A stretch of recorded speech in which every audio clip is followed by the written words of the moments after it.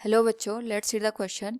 A force acts on 3 gram particle in such a way that the position of the particle as a function of time is given by x equals 3t minus 4t square plus tq, where x is in meters and t is in seconds. The work done during the first 4 seconds is, here we have given 4 options.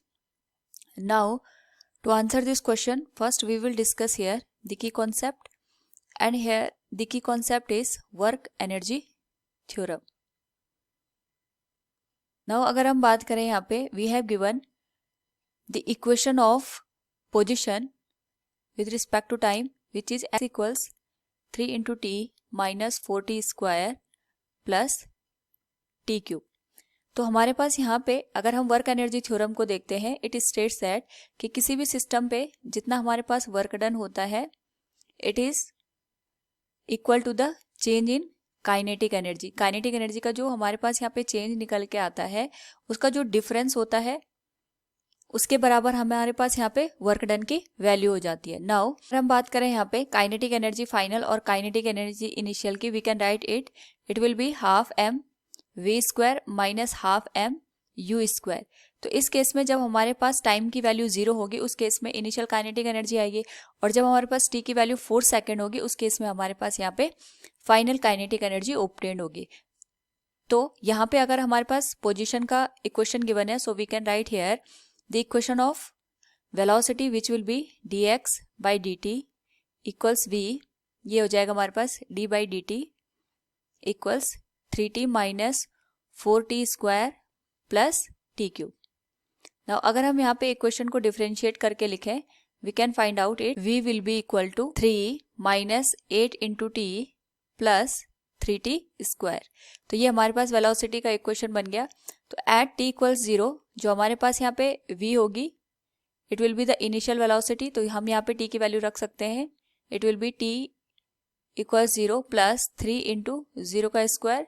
सो दो हमें initial velocity मिलेगी, it will B 3 metre per second के बराबर हो जाएगी. Now हमें यहाँ पे 4 सेकेंड पे जो v की वैल्यू है वो फाइंड आउट करनी है. सो it will B 3 minus 8 into 4 plus 3 into 4 का स्क्वायर. इसको अगर हम सॉल्व करें, it will B 3 minus 32 plus 4 का स्क्वायर 16 इंटू 3 48, और सॉल्व करने पे this whole value will be 19 metre per second.